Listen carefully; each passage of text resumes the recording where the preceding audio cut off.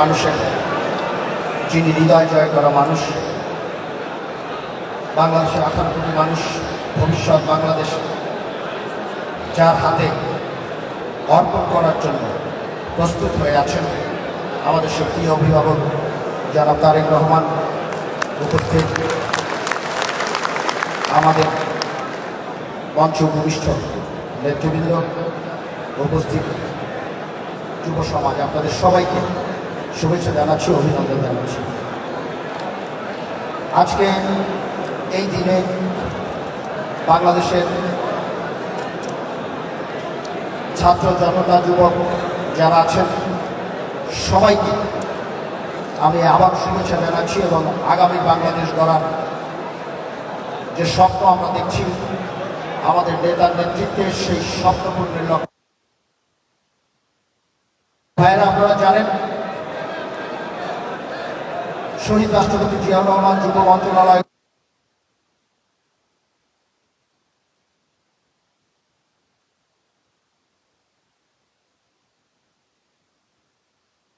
শাসন আমলে বিভিন্ন পদক্ষেপ নেওয়া হয়েছে। গত 17 বছরে এই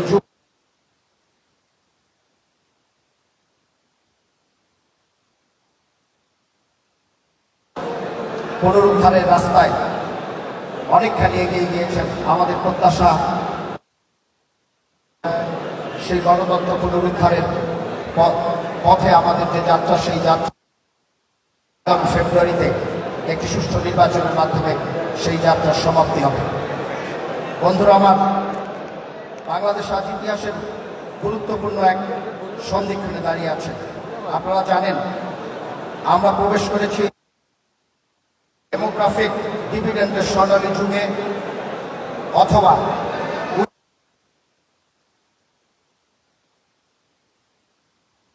আছেন যারা সঠিক সুযোগ পেলে এই দেশকে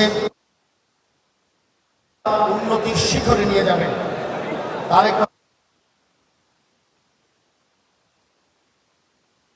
অনেকেই অনেক কথা বলছেন, বাট পরিষ্কার কোন কর্মপরিকল্পনা বাংলাদেশ জাতীয়তাবাদী দল এবং আমাদের সাংগঠনিক কমিটি এখন পর্যন্ত আমরা কোন রাজনৈতিক দলের কাছ থেকে পাইনি। শুধু কথা শুনেছি, সমস্যা সমাধানের কোন রাস্তা আজও পর্যন্ত আমরা কেউ আমাদেরকে। রহমান সাহেব 31 দফা কর্মসূচিতে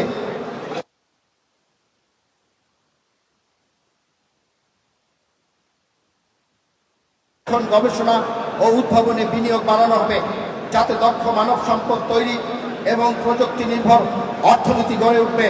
আমাদের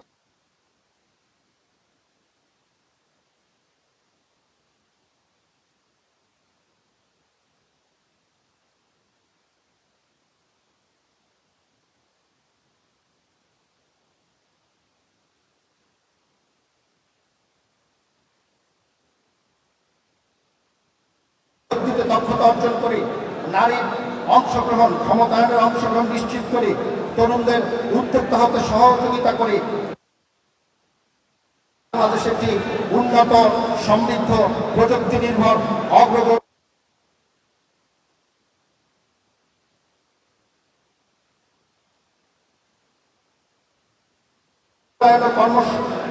কর্মসংস্থান কর্মসূচি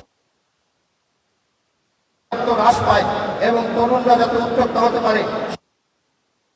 21 নম্বর দফায় বলা হয়েছে তথ্য প্রযুক্তি খাত শক্তি, যা তরুণদের জন্য বিশ্বের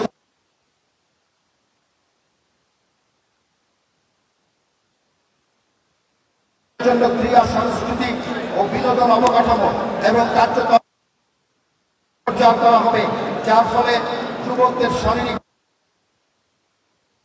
বিকাশ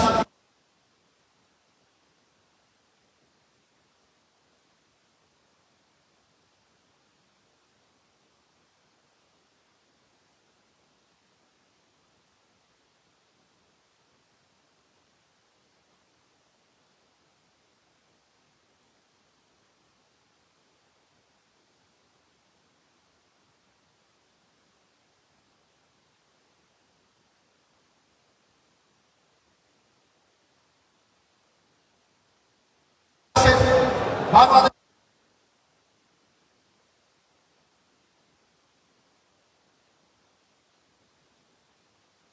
রহমান সাথে আমরা কাজ করে আমরা মানুষকে দেখিয়ে দিতে পারবো, দেখিয়ে দিব ইনশাল্লাহ। শুধু কথা শুধু নয়, উন্নতির সর্বস্তরে নিয়ে যেতে চাই।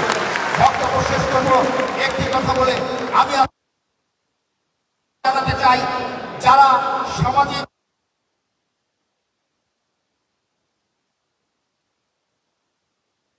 ভাবে ব্যাহত করতে চাচ্ছেন, চাই ভাইয়ের আমার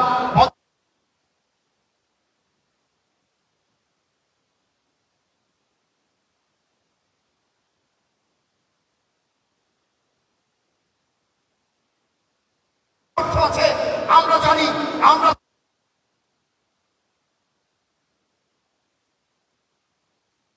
কর্মসূচি মানুষের সামনে দাঁড় করার সমালোচনার জন্য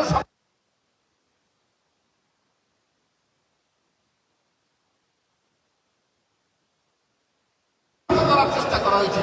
একটি কথা না বললেই নয়, এই 50 বছরের ইতিহাসে যদি দেখা যায়নি আজকে দেশের যুবকদেরকে চিনি অথবা তথ্য প্রযুক্তি ব্যবহার করে অপপ্রচার, বাংলাদেশে এখন যে পরিমাণ অশ্লীল স্লোগান আমরা দেখেছি,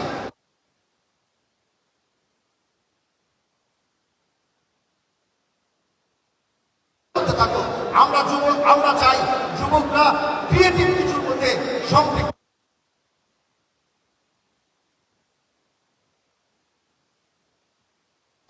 ইনশাল্লাহ আমরা ইনশাল্লাহ আপনারা যারা উপস্থিত হয়েছেন আপনাদের সকলকে জাতীয়তাবাদী দল জিন্দাবাদ, শহীদ জিয়া অমর